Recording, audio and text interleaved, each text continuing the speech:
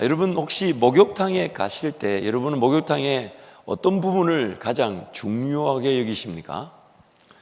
제 개인적으로는 그 땀 흘리는 걸 좋아합니다. 제가 저희 교회 와서 사람이 이렇게 됐지, 원래 피부도 좀 괜찮은 편이었고 운동도 참 좋아하고 그리고 못한다 소리는 듣지 않았는데 뭐 이런저런 이제 여러분들을 상대하다 보니까 그런 여유가 없어서, 그래서 이제 사우나에서 땀 흘리는 걸 좋아합니다. 또 왠지 땀이 이렇게 쭉 나면 몸도 조금 축 나는 것 같고 또 몸무게도 좀 주는 것 같고, 물론 제 몸은 별반 차이는 없지만 아무튼 여러분 목욕탕 가실 때 여러분은 어떤 부분을 이렇게 중요하게 여기시고 또 어떤 부분이 꼭 갖춰져 있어야 됩니까? 저는 원래 유성 쪽에 목욕탕을 다녔어요. 근데 이제 간저동에 새로운 목욕탕이 생겼다 해서 가봤더니 처음에 갔을 때는 다 시설은 너무너무 좋은데 제가 원하는 부분이 없었어요. 그런데 한 2달 전에 갔더니 제가 중요하게 생각하는 부분이 갖추어졌어요. 그래서 유성의 그 목욕탕, 물론 그분들은 잘 모릅니다만은 say goodbye를 하고 이쪽으로 이렇게 또 교회 가까운 데 있고 하니까 이제 옮겼습니다. 제가 중요하게 생각하는 부분이 이것입니다. 사진을 보여주시면, 제가 목욕탕 가서 직접 찍어 온 거예요. 양해를 구하고 직접 찍어 왔는데, 저게 뭐냐면 여러분, 이게 아마 1부, 2부 때도 제가 느꼈는데 여탕에는 없는 모양이에요. 이게 뭐냐면 비누를 쓰다 보면 비누가 좀 작아져 가지고 좀 쓰기가 불편하니까 이렇게 통 안에다가 소위 말하는 짜투리 비누들을 모아둔 건데, 저는 이게 좋은 게 2가지 이유 때문에, 첫 번째는 거품이 많이 나요. 이렇게 비누 하나를 거품을 내는 것보다 저게 슥슥 문지르면 그 샤워 타월의 그 거치는 부분이 비누를 많이 이렇게 묻혀가지고 거품이 많이 나니까 편리하지만, 다른 더 큰 이유가 있습니다. 저 짜투리 비누들이 모인 것이 꼭 저 같고 우리 교회 같아가지고, 인생이라는 게 어느 순간 최선을 다하며 산다고 살았는데 이리 닳고 저리 소모되고 마모되어져서 분명히 인생이 쓰임 받긴 받아야 되는데 좀 쓰기가 조금 아쉽고 또 불편한 거죠. 특히 분명히 그 비누는 비누인데 다 닳아져서 조금 이제 손가락 크기만큼밖에 안 남아도 또 그걸 참 버리자니 아깝고, 쓰려니 이 거품이 내 마음만큼 비누칠이 잘 되지 않은 것 같아서 그 아쉬운데, 어느새 내 인생이 그렇게 닳아졌고 소비됐고 허비되어졌고, 그렇게 뭔가 하나님께서 쓰신다 할 때는 좀 아쉬운 면이 있지 않은, 그런데 그런 짜투리 인생도 이렇게 하나님 싹 모아놓으니까 그것이 어지간한 주먹만한 크기 비누보다 더 거품도 많이 내고 그 역할이 끝까지 최선을 다할 수 있도록 그렇게 쓰임을 받는 것이 항상, 그래서 그 짜투리 비누를 보면 반가워요. 저 같아서 나 같은 인생도 하나님이 기회를 주신다면 저렇게 쓰임 받을 수 있겠구나. 여러분, 인생을 뒤돌아보면 참 우리가 인생을 너무 모르고 살았어요. 알아야 했던 게 너무 많았습니다. 그 배움의 때 왜 그렇게 안 배웠나 몰라요. 여러분, 인생을 살아보시니까 뒤를 돌아볼 때 배워야 했던 게 많았었나요? 적었었나요? 많았었습니다. 알아야 했던 게 많았었습니다. 깨달아야 될 삶을 위한 질서나 원리들이 있었습니다. 내가 몰랐지만 누군가는 그 원리와 질서를 알고 그 흐름을 알고 삶이 좀 풍성해져서 일배를 거두는 사람들이 있었습니다. 근데 왜 나는 그렇게 몰랐나 몰라요. 여러분, 우리 삶을 이렇게 보면 참 우리는 불완전합니다. 배워야 될 것, 알아야 될 것 무시하고 그냥 살아야 돼요. 왜? 안 살면 안 되니까. 누가 먹여줍니까? 누가 입혀줍니까? 누가 내 삶을 지켜줍니까? 그러면서 최선을 다하지만 또 그 방향이나 목표가 틀려서 20년 전, 30년 전 돌아간다면 나 그때 그 일 안 했을 텐데, 그 직장 안 가졌을 텐데, 그런 후회를 하고 지금의 삶에서 내 삶을 평가를 할 때가 있죠.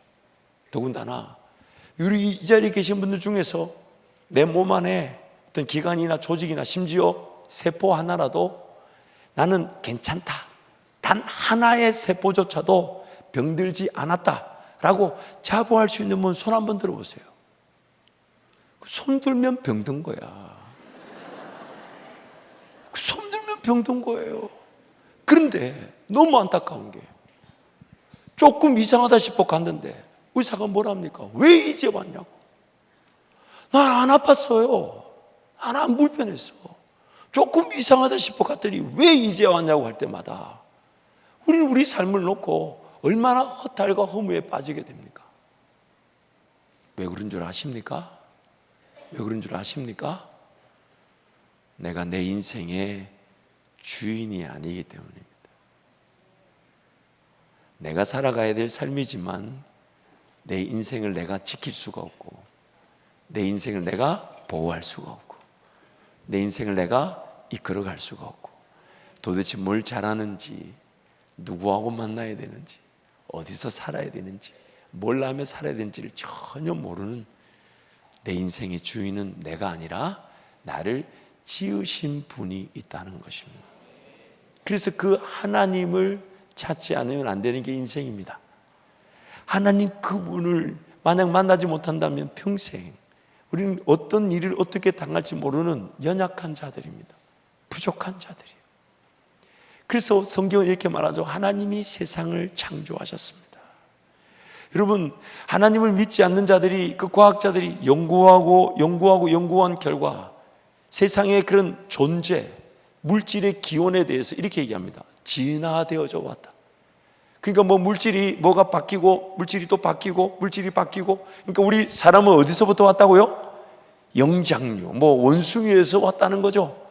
그러면 우리가 전문가가 아니라도 한 두 가지 정도만 질문을 던져봐도 그 이론이 맹점을 가지고 있는 허구라는 걸 충분히 알 수가 있습니다.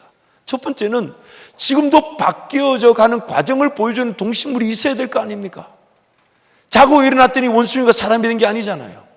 그러면 그 과정을 보여주는, 원숭이에서 사람으로 바뀌어가는 그 과정을 보여주는 게 지금도 있어야 되고, 우리도 바뀌어야 되잖아요. 물론 뭐 좀 바뀌고 있죠. 늙어지고 있고 피부도 안 좋고. 그러나 우리가 다른 종으로 바뀌는 건 아니잖아요. 바뀌어가는 그 과정을 보여주는 동식물이 존재하지 않습니다. 무엇보다도 두 번째 질문을 딱 던져보면 답이 딱 떨어져요. 바뀌어 왔다는 그 과정을 그럼 한번 거슬러 올라가 보자고요. 사람이 원숭이에서 원숭이 위에, 그럼 그 위에, 그 위에는요. 그러면 제일 소중한 질문이 있습니다. 제일 먼저 던져야 될 질문이 있어요. 첫 번째, 물질은 어디서부터 왔을까요? 그게 뭔지 중요하지 않아요? 그러나 뭔가가 있었으니 바뀌어 왔을 거 아닙니까? 뭔가 있었으니 변화되어져 왔을 거 아닙니까? 그래서 하나님을 믿지 않는 사람들은 이렇게 결론을 내립니다. 우연히 생겨났다. 그러면 지금도 우연히 생기는 게 있어야 될 거 아닙니까? 우리 주변에 샅샅이 뒤져보십시오. 만들어진 것이든 생겨난 것이든 우연히 생겨난 건 단 하나도 없습니다. 단 하나도 없습니다. 그냥 하나님을 믿고 싶지 않은 거예요. 거절하고 싶은 거예요. 무엇보다 우리가 태어날 때 여러분, 저와 이러는 존재, 자, 선하게 태어났을 것 같아요? 악하게 태어났을 것 같아요? 일단 옆에 분 한번 살짝 보실래요?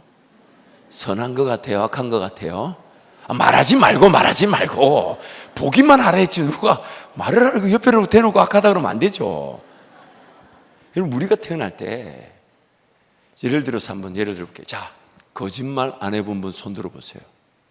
거짓말 나 안 해봤다. 이것도 손 들면 거짓말이야.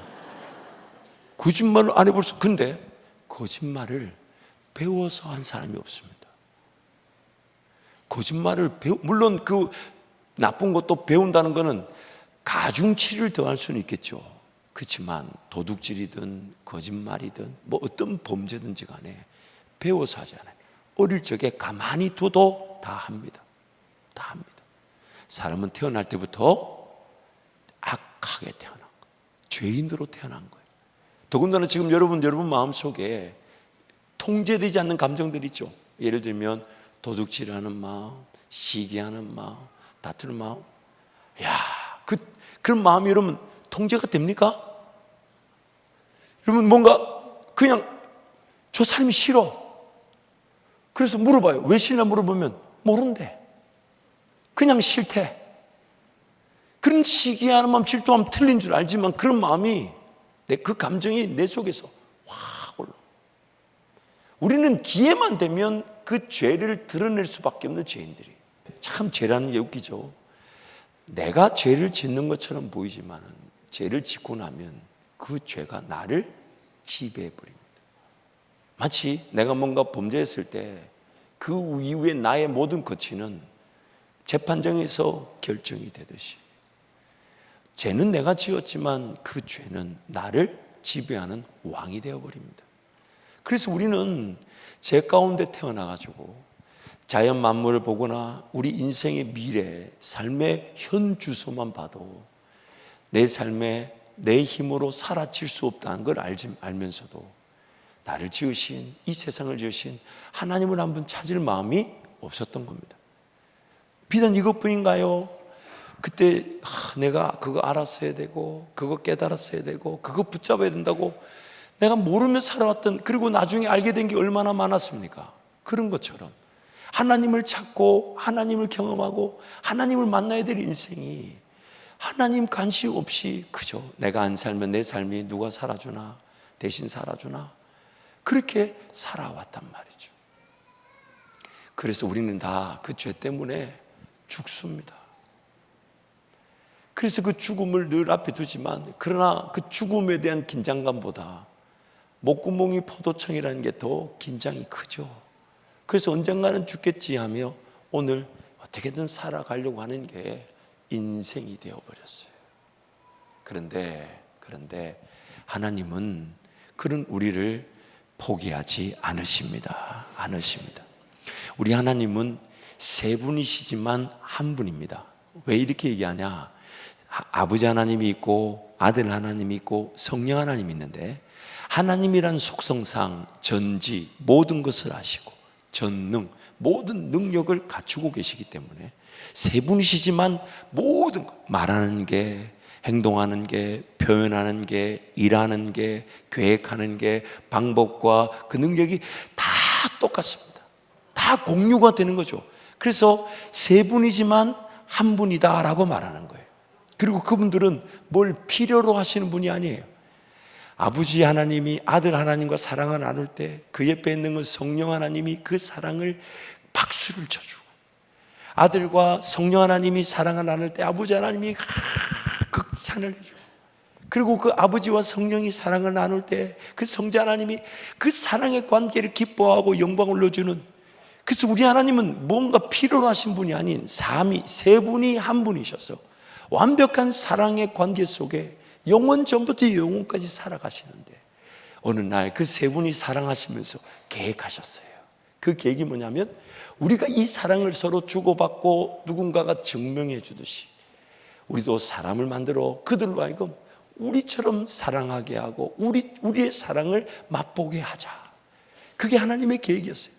뭔가 하나님이 사람을 필요로 한 것이 아니라 하나님 그분은 완벽하신데 그 완벽한 사랑을 그 자기 백성들, 자기 사람들에게 경험할 수 있도록, 그래서 이 땅에 먼저 만물을 탁 지으시고, 그리고 만물의 영장으로 오늘 우리를 만드신 거죠. 그리고 이 세상은 원래 우리가 살아가야 되지만 삶의 길을 모르지만 하나님이 너 여기 살아라, 너 여기 이거 먹어라. 그래서 어디서 살면서 하나님이 이런 것도 만드시고 이런 나무도 있고 이런 게 식량이 되고 이게 먹을 거가 되냐. 그래서 하나님 이런 거 나를 위해 만들어 주셔서 감사하다고. 그래서 그 나무의 사과 열매를 탁 따먹고 하나님 이게 너무 맛있네요. 그래서 이걸 따먹고 속에 버렸더니 그게 어딘가 땅에 떨어져 씨가 돼가 나무가 또 자라고, 세상에 버렸는데 그게 나무가 돼가지고 그걸 또 따먹고, 그게 지경이 넓어지고 사람이 이 땅을 경작하고 관리하는 하나님과의 관계 속에 누리는 은혜였던 것이죠. 그래서 우리는 하나님을 찾을 수 있게 만들었어요. 무엇보다 하나님은 하나님의 사랑을 맛보고 하나님과 사랑할 수 있도록 우리를 인격체, 즉 자율적인 선택으로 하나님을 선택할 수 있도록. 왜냐하면 사랑이라는 게 여러분 강제적으로 하면 됩니까, 안 됩니까? 큰일 납니다. 잡혀가요. 사랑은 강제적으로 안 돼요. 옆에 사람이 아무리 좋아도 내 마음이 홀딱 빠져가지고 내가 당신 뭐니? 사랑할 수밖에 없다. 당신 나 사랑해라. 경찰서 갑니다. 안 되죠. 그러니 하나님 우리를 사랑의 관계로 만드실 때 우리에게 뭘 주셨냐? 인격, 즉 자율적으로 선택할 수 있는 그 의지, 자발적인 의지, 자유의지라는 걸 주셨어요. 그래서 그걸 가지고 하나님을 찾는 거죠. 하나님, 여기서는 어떻게 살까요? 뭘 먹을까요? 또 제가 살아갈 이유는 뭔가요? 더 멀리 보고 걸어갈 길은 뭔가요? 왜? 우리는 모르니까. 그런데 하나님이 그걸 가르쳐 주냐? 야, 이거 어떠냐? 저거 어떠냐? 이 길 어떠냐? 저 길 어떠냐? 강제로 하지 않으셨어요. 그래가지고 예수님을 믿고 하나님의 자녀로 하나님을 섬기게 된 일이 마땅함에도 하나님이 우리를 강제로 하지 않으셔서 오늘까지 온 겁니다. 나를 기다려 주신 거죠. 그래서 하나님이 그렇게 말해주시고, 하나님 이런 길이 있었네요, 이런 방법이 있었네요, 이런 능력이 있었네요, 이런 좋은 게 있었네요. 그러면서 우리는 그 하나님을 기뻐하고 즐거워하는 것인데, 그 자율적 선택의 능력으로 우리가 하나님을 온전히 선택하지 않고 나 한번 살아가 봐야지, 나도 어느 정도 좀 선한 거 악한 거 분별할 수 있어, 나도 어느 정도 이 길이 좋은지 저 길이 좋은지 알 수 있어, 나도 내가 어디서 살지 뭘 할지 결정할 수 있어, 내 좋아하는 거 하고 싶으면 살고 싶어, 내 즐거워하는 거 하고 싶으면 살고 싶어. 근데 그것이 어떤 결과가 될지, 어떤 아픔이 될지, 어떤 문제가 될지도 모른 채 우리는 그렇게 무작정 믿으며 살고 싶어 합니다. 그게 바로 죄라는 겁니다. 그게 죄라는 거예요. 그래서 하나님이 하지 말라는 걸 기어이 해버리는 순간, 말씀드린 대로 내가 죄를 지었지만 그 죄가 나를 다스리게 되었어요. 그래서 우리가 그 죄 가운데 태어나 마땅히 한 번쯤은 확인해 봐야 될, 인생의 첫 단추와 같은 하나님을 확인해 봐야 될 일들을 확인하지 않고 지금까지 살아왔던 것입니다. 그런데 하나님은 드디어 오늘 이 자리에서 우리를 만나 주시는데, 죄인인 우리가 하나님 앞에 용납될 수 없잖아요. 하나님은 죄를 용납하실 수 없어요. 그리고 반드시 그것을 심판하셔야 되는데, 그런데 우리 누구도 자기 죽음을 누군가 대신 죽어줄 수가 없어요. 그렇잖아요. 옆에 분이 아무리 날 사랑해도 그 사람이 나를 위해 죽어줄 수가 없어요. 왜냐하면 그 사람도 죽어야 되니까. 그 사람도 죽어야 되니까. 그래서 세 분이셨던 하나님 중에 한 분이 사람을 위해 죽으시기 위해 사람이 되기를 자처하셨던 겁니다. 그래서 남자의 씨가 아니라 하나님이 여성의 씨에 직접 잉태되게 하셔서, 그래서 사람으로 태어나 사람이 죽어야 될 죽음을 대신 죽어주신 겁니다. 우리가 악하게 태어났다, 즉 죄인으로 태어났다는 것을 인정하고, 또한 나를 위해 그 죄인됨을 위해 예수님이 죽어주셨으니 예수님의 죽음을 나의 죽음으로 받아들이고, 그리고 하루를 살더라도 하나님이 나를 이 땅에 남겨놓으신 목적에 따라 살아가는 것, 그게 바로 신앙입니다.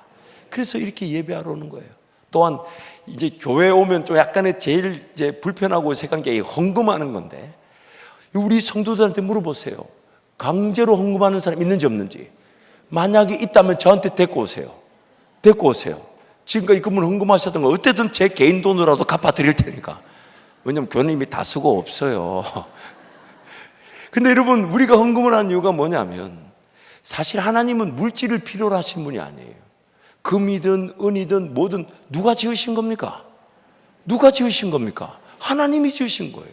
근데 하나님이 그것이 내 삶의 필요가 해결되고 있어야 될 것이 해결되어질 수 있도록 주신 것이에요. 우리 성도들은 자발적으로, 왜? 사랑이니까, 하나님과의 관계 사랑이니까 자발적으로 자원해서 고백하는 거예요. 하나님, 내 삶을 돌봐주셔서 감사하고, 하나님, 내 삶을 이렇게 지켜주셔서 감사하고, 정말 이게 없어서 죽을 뻔했는데 채워주셔서 감사하다고, 그렇게 고백하는 고백의 수단인 거지. 그리고 또한 교회는 그 고백의 수단을 다 성도들이 자발적으로 낸 걸 모아가지고, 이 지역사회에 누가 어려운 사람이 있을까, 힘든 사람이 있을까, 우리 하나님 필요로 하는 사람이 있을까, 그들을 위해 섬기기 위해 교회가 헌신하는 거지, 목사 개인의 게 아니에요. 우리 장로님들이 불꽃 같은 눈으로 감시하고 있어요. 물론 감시해야 되죠. 그러나 여러분 보세요. 우리가 이렇게 헌금을 하는 것은 하나님이 우리 모든 성도의 삶을 책임져 주셨다는 자발적인 사랑의 고백이고요. 교회는 그것을 최선을 다해서 정말 이 지역사회 한밭제일교회가 이 지역에 존재하는 이유에 따라서 어렵고 힘든 이들을 돌아보고 헌신하기 위해 우리 성도들이 하나 되는 겁니다. 또 이런 좋은 공간을 또 관리하고 또 우리 자녀들에게 좋은 교육을 제공할 수 있는 그런 일을 위해 쓰는 것이죠. 그래서 헌금은요, 무조건 자원해서 하는 거고 사랑해서 하는 거지 억지로 하는 게 아니에요. 억지로 하는 게 아니에요. 단지 자기 자식들한테 1,000원을 주면서 100원을 이렇게 떼면서 이건 누구 거 하고 하나님 거라고 가르쳐 주는 것은 어릴 적에는 그 사랑의 기에 자발적인 헌신의 길을 모르니까 그것을 그렇게 가르쳐 주는 것이지, 목적은 하나님과 사랑의 관계, 그 관계. 여러분, 우리가 죄 짓기 전에, 우리가 죄 가운데 태어나기 전에 하나님은 우리를 사랑하기로 먼저 계획하셨습니다. 그런데 그 사랑하기로 먼저 계획한 자들이 죄 가운데 태어나 하나님을 찾을 마음도 없고 예수님을 믿을 수도 없게 된 것을 하나님이 포기하지 못하시죠. 왜냐하면 하나님의 속성 중에 하나가 실패하실 수 없기 때문에. 우리의 죄와 죄가 이 땅에 들어오기도 전에 우리를 사랑하기로 결정하신 거, 그래서 포기하지 못하시고, 그런데 오늘 우리를 어떻게든 삶에 일어나는 사건, 사고, 어떤 위기, 어려움이 기회 하나님을 찾을 기회가 되게 하신 거. 그래서 하나님이 강제로 사랑하자 하지 않으셨기 때문에 인생이 하나님을 만나는 그 시기가 다 다른 겁니다. 다른. 그러나 오늘까지 하나님이 날 기다려 주셨다면, 그렇다면 오늘부터 우리의 관심사는 뭐가 되어야 되겠습니까? 하나님 살아계셔서 저 목사도 이 많은 성도도 이렇게 한자리에 모여 예배하고 있다면 하나님 나도 좀 만나 주십시오. 나도 좀 하나님을 경험케 해 주십시오. 내 인생의 문제가 하나님 만나는 기회가 되게 해 주십시오. 그래서 지금 저들이 말하는 이 세상을 지으신 그 하나님, 나의 하나님으로 모시고 싶습니다. 그게 바로 우리가 이 자리에서 함께 고백하는 신앙인 것입니다. 그래서 오늘 마지막 절 말씀, 우리 18절부터 21절 넉절 말씀 다 같이 한번 선포할까요? 우리 화면에 한번 띄워주실까요? 오늘 본문 넉절 말씀을 함께 한 번 더 선포합니다. 너희는 이전 일을 기억하지 말며 옛날을 생각하지 말라. 보라, 내가 새 일을 행하리니 이제 나타낼 것이라. 너희가 그것을 알지 못하겠느냐? 반드시 내가 광야의 길을 사막의 강을 내리니 장차 들짐승 곧 승냥이와 타조도 나를 존경할 것은 내가 광야의 물을 사막의 강들을 내어 내 백성 내가 택한 자에게 마시게 할 것임이라. 이 백성은 내가 나를 위하여 지었나니 나를 찬송하게 하려 함이니라. 아멘. 하나님 우리에게 뭘 바라시지 않습니다. 하나님 뭔가 부족하신 분이 아니에요. 하나님 뭔가 우리에게 요구하시는 분이 아닙니다. 세상을 처음 지었을 때도, 우리가 처음 지음을 받았을 때도, 또한 예수님이 나를 위해 죽어주셔서 이제 나의 죽음의 대가가 예수님 때문에 해결되어져 이 시간 하나님께로 달려나와 예배하는 것도 하나님은 딱 한 가지, 하나님은 정말 이 땅을 지으신 하나님이시며 내 인생의 주인이십니다. 그 고백을 듣고 싶어 하는 거예요. 그게 사랑의 관계잖아요. 사랑의 관계, 그걸 원하시는 거예요. 무엇보다 오늘 방금 읽었죠. 성경이 뭐라고 합니까?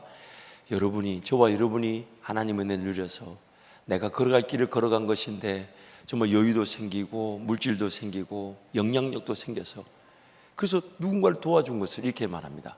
내 인생의 광야의 길을 내신 하나님이, 내 새막 같은 인생의 강을 내신 하나님이 그 강물이 흘러넘쳐서 강이 필요하고 생수가 필요한 애들에게 흘러가게 하시는, 그래서 이렇게 아주 들짐승 곧 승냥이와 타조도 우리 때문에 하나님을 예배하게 된다는 것입니다. 그러므로 여러분, 이 시간 제가 짧지만 전해드렸던 그 하나님의 말씀에 동의가 되신다면 제가 기도할 때 여러분도 다 따라서 기도해 주시면 좋겠어요. 그리고 이 기도가 나의 죄인됨을 고백하고 예수님 날 위해 죽어주셨음을 고백하는 이 순간이 내 인생이 언제 끝나든지 간에 천국과 지옥을 결정하는 기준이 됩니다. 그러므로 그래서 우리 기도할 때 눈을 감자는 것은 딴 데 쳐다보지 말자는 뜻이고,